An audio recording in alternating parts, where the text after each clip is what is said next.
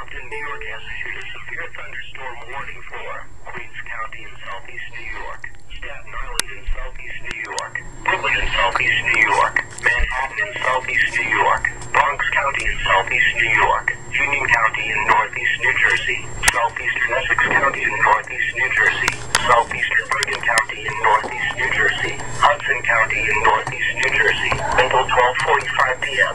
and 11:44 a.m. National Weather Service Doppler radar indicates severe thunderstorm capable of producing quarter-size hail and damaging winds in excess of 60 miles per hour.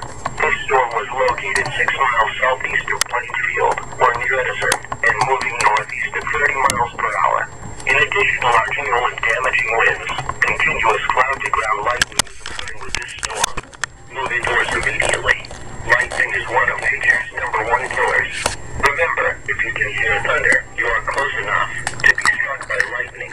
Repeating, a severe thunderstorm warning has been issued until 12:45 p.m. for the following counties in New Jersey, Bergen, Essex, and Hudson, and the following counties in New York.